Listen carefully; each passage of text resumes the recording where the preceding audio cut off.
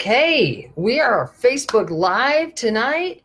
It is 8 o'clock Central Time, and if you teach math, I'm thinking there's some gaps in your room. I'm thinking that all of us have had the experience of having students who aren't really here, but they're here all over the place. So when we try to teach like this, we sort of miss. We get these guys that can't really access or enter what's happening, and we get these guys that are bored and they wreck our classroom management. So what would it be like if we could do something 20 minutes a week to fill some of those gaps? Really quick, I'm going to go ahead and tell people on Twitter that we are live. Give me just a second to stick that in there so people can join us if they want to. Thanks for joining, everybody. We're going to talk about filling gaps. 20 minutes a week. The best spent time in your week could be using my favorite instructional routine called problem strings. So you may, if you follow me, you may have already seen me do problem strings. I'm going to promise you tonight, I'm going to do a brand new problem string. Brand new that nobody has seen before. So it may or may not go as well as some of my more tried and true, but I'm really excited about it. I'm very excited about the math content, and I think you're going to love it. So even if you've seen me do problem strings before, hold on tight because we're going to do a great problem string tonight to give you an experience, an example of what it could be like to do a problem string that catches up kids who have gaps, but keeps these guys flying the whole time. So they're not bored and wreck your classroom management.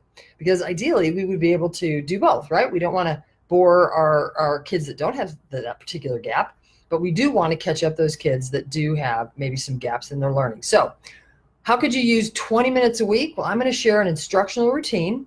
It should be, well, I'll be honest with you, once you get going. It might not be the very first time you do it. It might not be 20 minutes. It might take you a little bit longer. The brilliance of a routine, an instructional routine, is that it can become routine. And as the sort of rules of the game become routine, students understand what they should be doing. They understand sort of their role. They're really clear on sort of the things that are going to happen. And so once it becomes routine, then students can put their mental energy into thinking and reasoning, and they can actually really dive in and give you their best thought process because they're not worried about kind of like what's coming next. Oh, we've never done this before.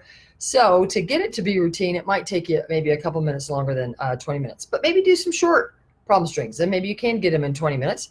And so could you consider doing a problem string once a week for right about 20 minutes? 15 to 20 minutes is usually a great time for a problem string that can help catch up kids that have some gaps while not boring your other kids. How do we do that? Ooh, okay, so I've got a brand new problem string. If you've seen me do problem strings before, I think you're going to like this brand new one. See, a lot of folks are joining in. I'm so glad that you're here with us tonight. Fabulous. Thanks for joining in. These are fun. They're also a little nerve-wracking, so thanks for letting me maybe be a little bit nervous tonight. Okay. When we do a problem string, almost all the time, we're going to represent or model student thinking. Y'all, I'm in a hotel room tonight. I didn't plan maybe this the best ever. I had a bit of a last minute work event that I took on and realized we'd already planned this Facebook Live. So I'm in a hotel room, so bear with me. I don't have my handy dandy nifty whiteboard that I had in my house. That was a little bit blurry last week. So I'm going to write on a clipboard. It'll work. It'll work. We can make it work. It'll be great. All right. So to start, I'm seeing great names. Thanks guys for joining. So to start tonight, to do this problem string, I'm just going to start like I would with students. Typically a problem string starts with just a problem. I might say to kids, hey guys, we're going to do a quick problem string. I might tell kids if they need paper and pencil. Yeah, I might want a paper and pencil tonight because we're going to figure some stuff out that it might help if you can kind of get a sense of the dimensions and what's happening. So you might want to have a paper and pencil handy, but you might not. So maybe have one handy and then you might not use it. What I do want to encourage you to do, though, is to not get your brain doing something rote memorized. I want to stay away from rote memory. I don't want the part of your brain to light up where we retrieve from rote memory. I really want the part of your brain to light up where you're thinking and reasoning. So don't get caught in copy mode. You can always watch the Facebook Live after that. We'll post the recording. It'll be on Facebook, and we also post it on my YouTube channel. If you're not subscribed to my YouTube channel yet, it's called Figuring Math, or you can just type in Pam Harris YouTube. It'll totally come up. Got some pretty good stuff on there. You might enjoy. We have a couple other Facebook Lives and then several other things on there. So check out my YouTube channel if you want to. Also, at the end of this Facebook Live, I'll be giving away a free All About Problem Strings handout. So if you want that, we'll give you the link. Like I said, near the end of the live, I've got a webinar coming up. Exciting stuff. So hang in, and I'll tell you some ways, free webinar that you guys can watch that. Sorry about the glare on my glasses. Let's see if I can. No, it's just going to be glary. All right, here we go. So don't get caught in copy mode. All right, so the first problem tonight, can we all agree? Most of us have the gap that our kids don't know their facts.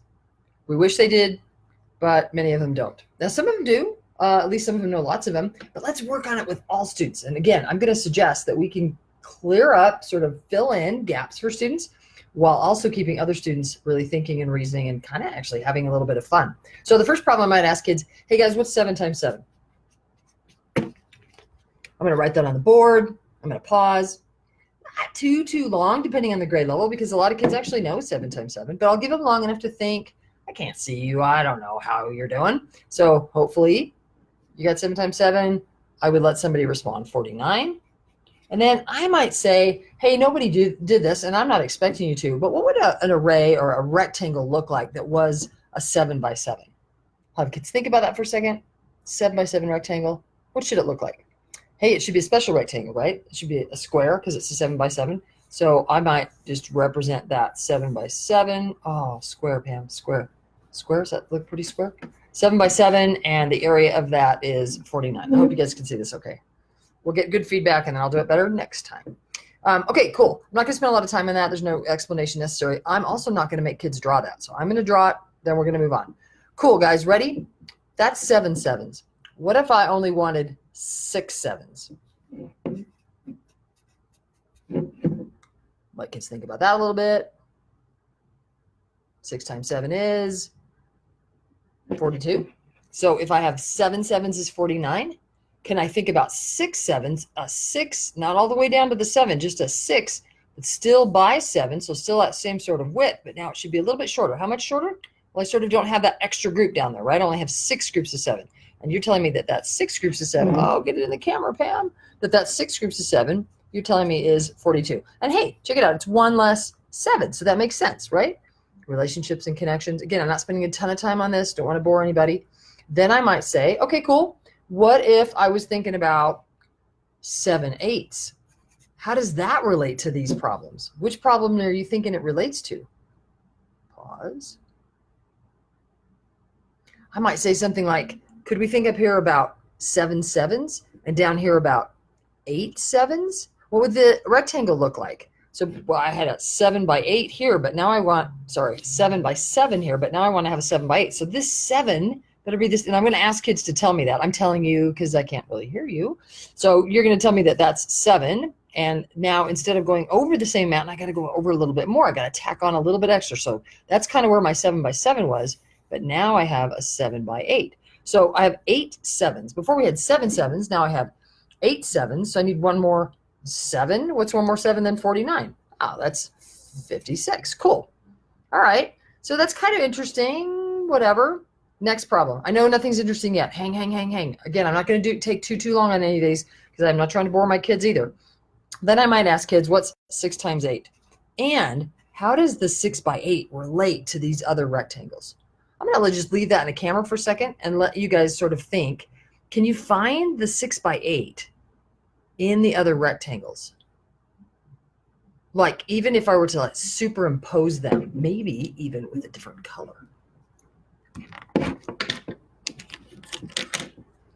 Where would this, Pam, hold still. Where would the 6 by 8 be if I'm thinking about superimposing it with a different color?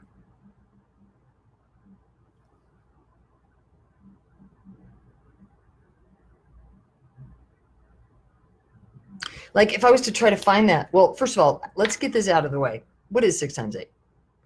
Now let's see. We could think about 8 sevens to help us think about 8 sixes.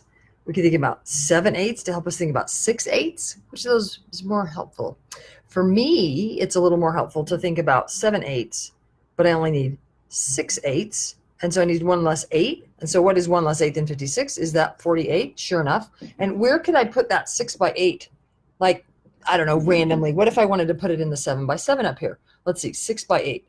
not 7. It would only be 6, right? So let's see. I would sort of, no, I wouldn't need that. So this would be like 6. But if it was by 8, this is only 7 over here. So I would sort of need to have more, or that would kind of need to have that 8 up here. Can you see that through the, let me pull that down a little bit. Can the 6 by 8 kind of live in there?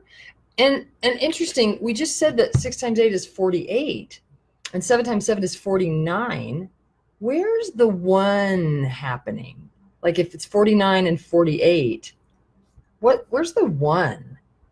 I'm kind of looking at the comments for a second.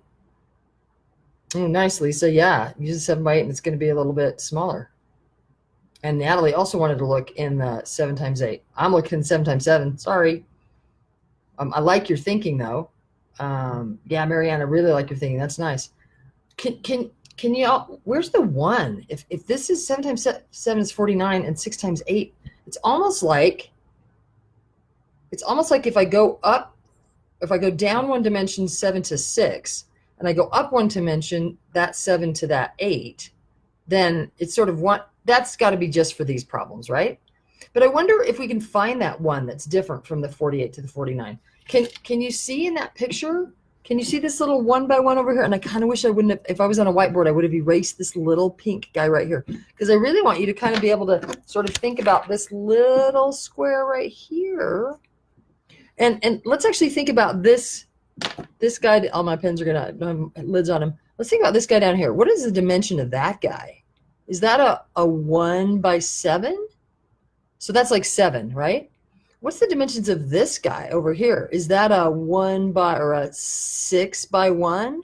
Oh, check it out. When I chop off these 7, I only add 6 back. I wonder if that's where our 1 is. Now, ideally in class, I would be having students say this. I would not be telling things. I would be having students talk about where they could find the 1. Marianne says it's upper right corner overlap. Upper right corner overlap. Upper right corner overlap. I'd have to think about that. Marianne, I might need to know which rectangle you're on, because I'm definitely seeing sort of a weird kind of missing thing on the lower right-hand corner. But I would be really curious about your thinking. It maybe it's one of the other rectangles. So that's, I don't know, what have we done so far? Hopefully I've gotten students some more practice with facts. Like I've got students just doing sort of some facts, but by raising this idea that it's 7 times 7 is close to 6 times 8, and it's only off by 1, I might be having kids, maybe these kids investigating sort of what's happening. I've got kind of these kids in the room. I'm not doing this very well. I'm not wiggling. These kids in the room are, like having lots of fact practice. Well, these kids in the room are like, whoa, what's going on? And they're starting to draw rectangles, kind of like a lot of you guys are doing like right now. You're drawing rectangles. You're trying to find out, are they just 1 away? And I wonder if anybody's getting even more general than that. Hey, let's do it. Let's get a little more general. So what if, now ideally in a classroom, I would be on the same board, but that's not going to work tonight because I'm in a hotel room with bad planning. But we will make it work. Ooh, let me just take that one off too, because the ink sunk through the paper. So let's get rid of that one. And okay, so our next problem. Hey, we're going to start a new set. Let's start this time with, I don't know, how about 8 times 8? So we're going to start with 8 times 8. I'm going to let kids think about it. A lot of kids actually know 8 times 8, random. I don't know why that is. You guys say it's 64. We'll put 64 here. That's an equal sign. And then we'll draw what we think is a nice square. I have to kind of look at it to be able to draw a square. So there's our 8 by 8. And you guys are telling me that the area that guy is 64. Cool. Anybody want to guess the next problem? Sure enough, we're gonna wonder about our pattern that we just saw. Remember when we had 7 times 7? And we thought, hey, if that 7 goes down 1 to 6, and this 7 goes up 1 to 8, the area was just off by 1. I wonder what will happen if we do that again. So what if I were to ask you, let's see, 8 down 1 is 7, and 8 up 1 is 9. What is 7 times 9? Let's see if we can find the 7 times 9 in our rectangle. Where would the 7 times 9 be in the rectangle? Let's see. It'd be 1 less row, right? Instead of 8 rows here, row, 1 row, 2 row, 3 row, 4 row, 5, 6, 7, 8 rows. We only need 7 rows. We'll sort of cut that guy off down here. and we'll have only 7 rows, but we need it by 9. So then it would come, oh, that's interesting. So let's see, how big is this array that we just sort of cut off down here? That would be a 1 by 8. So that's like 8. And then how big would this guy that we just added on over here? This is now 9. So let's see, would that be 1 by, oh wait, 9? Hold on, 7 times 9. 7 by, yeah, this would be 9. So what am I thinking? I don't know. I've lost myself. If this is, oh, this is, and if I was really in a classroom right now, I'd be like, I don't know, help me. Because I really am stuck. But I'll figure it out. I'll figure it out. So let's see. Here's the 8. Hey, Steve's on. Nice. Steve, you got some great Twitter comments. I love it. Okay, so I've got that 8 by 8, and now I want a 7 by 9. Let's see. The 7's going to be shorter. So to get the 7 by 9, I'm going to cut off a 1 by 8, right? And I'm going to add that over there, which is going to be, it's a 1 by 8. What's this one going to be over here? Is that a 1 by 8 too? No, I'm losing it somehow. Why do I see this as a 1 by 8? 1 by, something should be a 9 somewhere. 7 by 9. This will be a 7 by 9. Oh, I know what I did. It'll be a 7 by 9.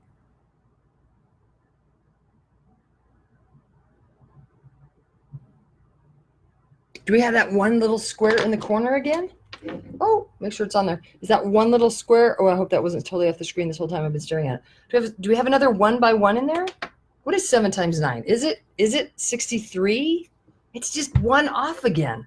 That's really interesting. Or is it? I don't know. Is that interesting? Maybe not. Is there a pattern happening? Like, what if we got crazy? I'm looking at the time. Actually, I'm not going to get crazy yet. Let's try a third set. I kind of had one set of problems that was based on 7 times 7. I'd like to try a third set of problems. We had one set of problems that was 7 by 7, one set of problems that was 8 by 8. Let's do 6 by 6. Whoop, and my paper's falling off. Hang on just a second. Anybody trying it? This is what's going to happen in your classroom. You're going to have students right now are actually starting to do other square numbers and then go up 1 dimension and down 1 dimension, and they're going to like start to wonder what's happening. So if I tell you, but maybe come back. Come back and pay attention. And you might do that with students too. You might let them go, or you might ask them to come back. So 6 times 6, we know that that's 36. So there's the 6 by, oh, Pam, make it a square. There's the 6 by 6, and that is 36. Okay, cool. Oh, that's horrid. Oh, sorry. Come on. Let me see if I can make it a better. Maybe I should totally redraw it. I like whiteboards. I don't like paper because I can't erase. Okay, so let's go up 1 dimension, down a dimension. Let's see if we go up a dimension to 7 and we go down a dimension to 5. 7 times 5, is that 35? But I'm actually a little curious to do something even crazier. What if we go down from the 6, or we go up from the 6, 7. What if we go 8 times and 6, 5, 4? What's 8 times 4? 8 times 4? Ooh, now what's the difference from the square when we go up to down to? Now the difference is 4. So we had a difference of 1, and we have a difference of 4. If we go up 1, down 1, we have a difference of 1. And if we go up 2, down 2, we have a difference of 4. Oh, I'm totally interested. What if we go back to our first set of problems? What if from 7 times 7, what if I go down 2? Down from 7, that would be 5. And up from 7, up 2 would be 9. What's 5 times 9, y'all? Is that 45? How does 45 compare to 49? Whoa, there's the 4 again. What in the world is going on? Ooh, Daria, I love it. You're going. She wants to try with numbers that aren't squared. Absolutely, right? Hey, Steve, don't be giving away anything. And I'll show you the stream when we're all done here. Okay, yeah. Lisa's got this idea of subtracting a 2 by 2 square. If that happened in class, I would be like, I don't know, Lisa, do you think? Like, show us, where's the 2 by 2 square? Now, in a real class, I would at this point have kids excited, and I would be like, our 20 minutes is up, guys. Hey, let's get back to our whatever. And kids would be like, wait, we want to, and I will love this, because let's just think a little bit about what just happened. We just had all the kids in the class doing how many facts? How many facts did we just sort of go over? a ton, right? And so we've got kids that maybe are not as good at their multiplication facts that are getting experience doing multiplication facts a lot with feedback. They're looking at a sense of the size and learning relationships between facts. So if they don't know one, they could use one that they know to get the fact that they don't know. So we've got these guys in the classroom really thinking hard about facts, filling in their gaps. Wow, I've got a pattern happening that these guys are like intrigued and they're really interested to sort of wonder about. I am acutely aware right now that you guys might not even be paying attention to what I'm saying because you are totally trying to find out if there's something to this pattern. That is exactly what we want to have happen in class. Hey, would y'all do me a favor? If you wouldn't mind liking this post, that'll help more people see this Facebook Live. And then later, if you want to follow the page, then you'll know when we do our next ones and whatever other kinds of things we put out. And that will also help more people see the thing. I appreciate that. And then make sure you hang on to the end of Facebook Live because I got a free handout all about problem strings for you, and a couple of other free cool things that you're going to be interested in. I appreciate you guys liking it. Thanks. I can see the likes as they come across, and it's like, yay, well done. Oh, let me tell you about one other quick thing, and then we'll continue on this problem string. We've started a brand new parent group, and the parent group's been around for a little while, but brand new teacher group. If you're a parent or a teacher, you're welcome to join one or both of those groups. We're going to try to really help teachers and parents with a lot about math and math teaching and helping our kids all know that math is figure-outable. Okay, so if I was in a real class right now, I would be satisfied. I would move on and I wouldn't feel like I would have to like cinch a pattern. Let's do a little bit more with you guys right now to kind of keep this kind of cool thing that we've got going happening. What if we did something crazy? Let me get a blank sheet of paper. What if we did something crazy? Now, again, I wouldn't go any further with kids because I've met my goal. Let me be clear. I wouldn't go any further with kids right now. I absolutely might pick this back up in a couple of days or even tomorrow and keep exploring because we're going to get a lot more fact practice and I'm going to keep like heading towards this really cool relationship. It's just at the moment, I promised you 20 minutes a week. So do the 20 minutes, get the good fact practice, get kids thinking and reasoning about math. You've kept everybody entertained because they're thinking in the process. So problem strings are a way, not just this problem string. This is an example. It just happens to be a brand new example that I just created that I'm kind of excited about. So what if we went a little crazy and I did something like, I mean, there's no way this will work for something like 20 times 20, right? 20 times 20. Now I'm gonna let you think about that for a second. 20 times 20. Let's see, we know 2 times 2 is 4 times that 10 times that 10. That's a way of thinking about 20 times 20. Cool. I'm curious. What do you think? Go down 1, 19. Go up 1, 21. What do you think 19 times 21 is? Just guess. No way, right? No way. Do you think that if I were to draw that array that I would have just that little missing corner? Do you think there would be that little 1 by 1? There's no way that this could actually be 399. Is it? I'm going to let you work on that. What if I were to ask you go down 2? What if this was 18? Go up 2. What if this was 22? 18 times 22? Let's see. We had a 2 by 2 square, right? An extra 2 by 2. 2 by 2 is 4. What's 400 minus 4, everybody? Could it really? I mean, I don't know. Let's think about it. Because kind of what you're telling me to do, which is funny because we're on a Facebook Live, right? But kind of what you're telling me to see, I would be pulling this out of kids. And kind of what you're telling me to do is you're sort of saying I have a number. I'll just say n for number n. You kind of have a number squared, right? We're sort of starting with a number times itself, a number squared. And then we're saying to ourselves, it's like we took that number and we subtracted 1 from it. And then we're going to multiply it by that number, but we're going to add 1 to it, right? That number minus 1, that number plus 1. Now, I'm not expecting 4th, 5th grade kids to do this algebra, even middle school kids to do this algebra. But is that n squared minus 1? I know! Isn't that the coolest thing ever? But see, when somebody told me this on Math Strat Chat, I just didn't want to like believe it, like with the algebra. I wanted to see and feel it. I wanted to draw the rectangles and really get people and me, honestly, my brain, a chance to construct relationships. Let me keep going and I'll talk a little bit more about that. Could we then take that number and subtract 2 from the 20 to the 18, subtract 2, and then that number and add 2 and do a little algebra? And would we say that's really just that number squared -4. And sure enough. So I don't want to like totally blow your minds. I really want you to go play around with those rectangles and see if you can figure out where the 1 is and the 4 is. Hey, go down 3 and up 3, and then what are you going to look for? I'm not going to answer that tonight, but I bet you can. I bet you can think about it right now about like something. Is there something with a 3 by 3 happening? Could that be true? And then could we be really doing something with kids at kind of not all grade levels? I'm not doing this with kindergarten, first grade, second. Sorry, kindergarten, first grade, second. You guys have sort of got the shaft on this little series of Facebook Lives. We will definitely hit your needs. The webinar will be fantastic for first grade and up. Probably not kinder so much, sorry. But we will do more for teachers of younger kids as we go along. But let me just tell you, when do I write problem strings? Well, when people ask me to, but also when I run across something that is so fascinating to me that I want my brain to be able to do it. Let me give you an example. I do a thing on Wednesday nights called Math Strat Chat. If you have not joined in Math Strat Chat, oh my gosh, Wednesday night is like the funnest time of my week. Literally on Facebook, Instagram, and Twitter, I throw out a problem.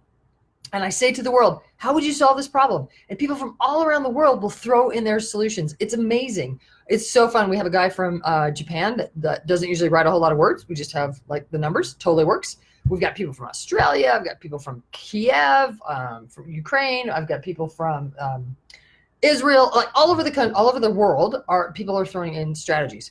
So it's been interesting to me to notice that sometimes when we've had problems on Math Strat Chat, people have used this strategy. And I was like, wait, but do you have to know algebra to do that? Because I didn't want you to have to know algebra to be able to sort of use this idea that I can use the square, the number times itself, to help me think about another number. So just last week, I threw out this problem. The problem I threw out was, let me remind myself so I don't forget, was, now this is going to look totally different for a minute, so just hold on.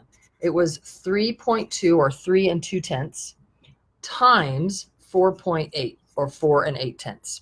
Now that's completely different. That hasn't anything to do with what we're talking about, right? And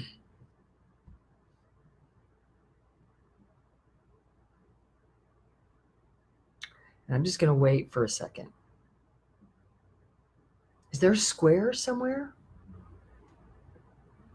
Is there a square that we could build off of in this problem? No way, right? No way. Jenny, Math Strat Chat rocks. I agree. Oh, don't talk.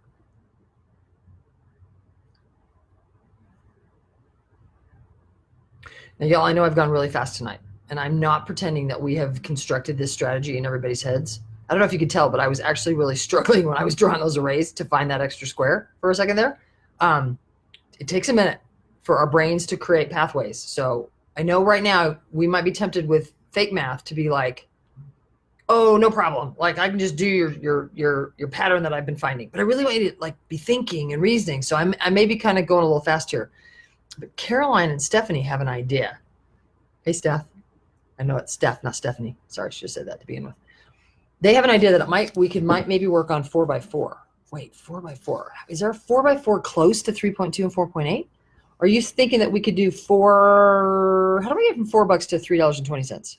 Is that minus 80 cents? And then how can I use this 4 to get to 480? Is that 4 plus 80 cents? Y'all, when I put this problem on Math Strat Chat, I did not have this strategy in mind. Nope, not at all. But people used it. Well, what do I mean by that? People literally said that they thought about 3.2 times 4.8 as 4 squared minus that little extra rectangle. Now, here's where it's kind of crazy. What's the rectangle? Is it a 0.8 by a 0.8? What's 8/10 by 8/10? Like if I wanted to figure out what 8/10 times 8/10. Now, a couple different ways we could think about that. Or I should pause and let everybody think.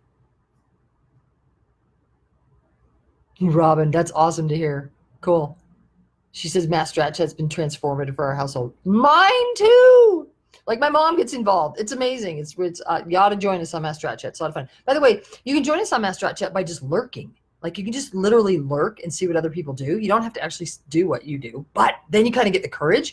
I love it when people first say, in fact, Jenny, who's on, will often do this, where she'll solve the problem. She'll say, I've solved it and this is what I did. Now I'll go look at whatever other people did. Oh my gosh, it's so amazing. Then we get sort of a lot of first time kind of ideas before everybody looks at what everybody else has done. And then you can comment on other people's strategies. It's brilliant.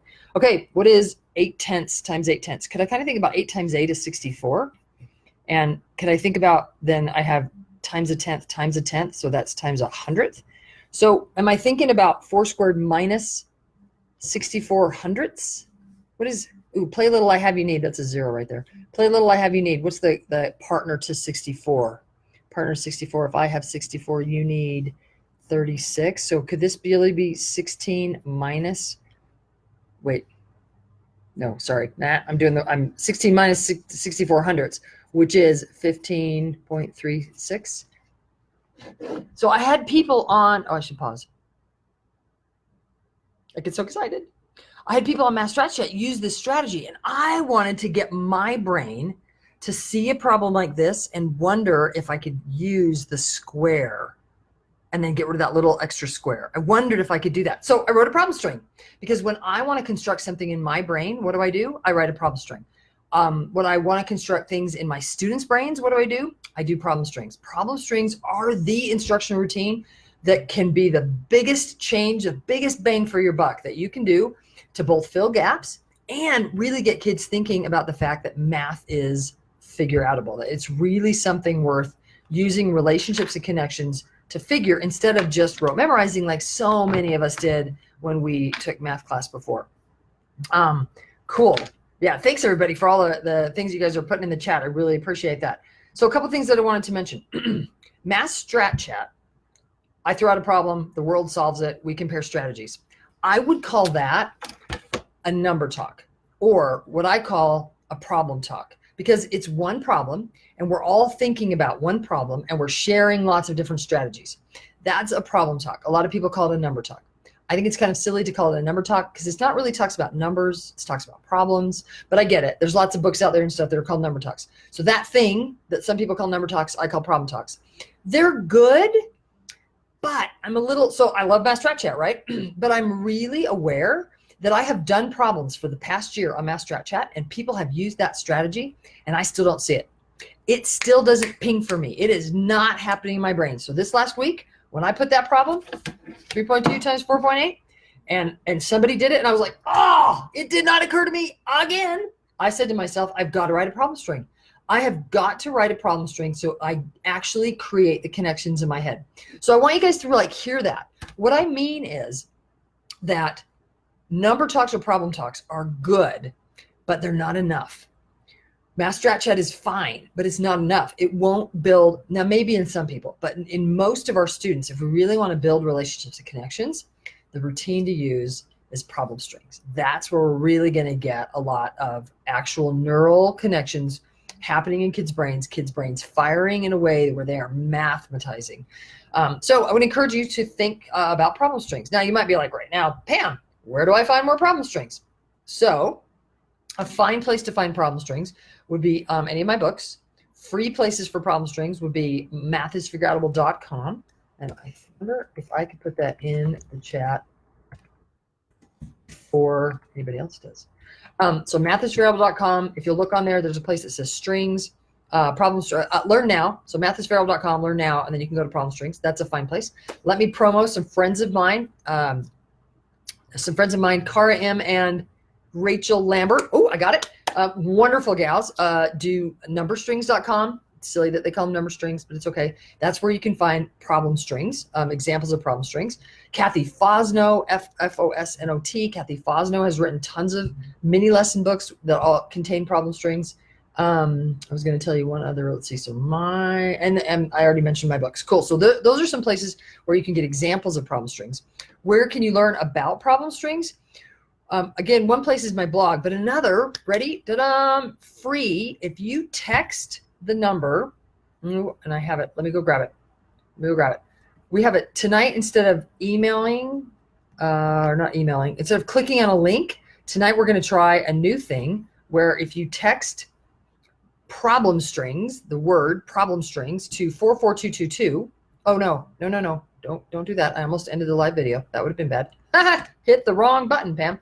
If you'll text problem strings to 44222, then we'll send you all about problem strings. It's a great introduction to what problem strings are and a little bit about what they aren't. And then again, you can go look for more examples of problem strings. So I'm going to look for questions in just a minute in the chat. But before I do, let me invite you to join us on Mass Strat Chat on Wednesdays. I would love to have you there. I'd love to have you text problem strings to 44222 to get all about problem strings. I would also love to have you join me on my very first free webinar. So I'm going to be doing a free webinar this Friday, January 24th at 8 p.m. Central Time. And this Saturday, January 25th at 11 a.m. All of that information will be put in the chat here soon. And also we will put a link that you could go to register for that webinar. So I need you to register for it, unlike Facebook Live where you can just sort of show up. Yay, here you are. For the webinar, we're going to register. And so it's free and easy. Totally it's not hard to do. We'll put that link in the chat. And then you can click on that and you can just register for either of those webinars. Let's say that you're not free at one of those 2 times. I know I have people that watch this Facebook Live later. I have people in different time zones. I totally get it. If one of those times don't work for you, go ahead and register for one of them anyway. Then you'll get the email with the link to the replay. So then we'll have the replay available for a short period of time, but you will have the ability to watch that replay at your leisure for, I think we're going to leave it open for 2 weeks. So cool. If you're interested in that webinar, what's the webinar about, you might ask. Are you ready? So I knew that you guys got on tonight because you want to fill gaps. I also am pretty clear here. Give me a good comment on this one. I'm pretty clear that your students struggle with word problems. How are we doing? Yeah? Do some of your students struggle with word problems? It's like they don't even think. As soon as it's a word problem, they sort of grab the numbers and flip a coin and like guess on an operation and sort of hope they guessed correctly. So I have 4 hacks that I think can really help all students crush word problems. And we're going to talk about that in the free webinar coming up this Saturday, Friday and Saturday, January 24th and 25th. So we'll put that link in the chat window so you can click on it and register for those one of those 2 webinars. So either you can come live, I'd love to have you live, or you can absolutely watch the replay if you've registered for the webinar.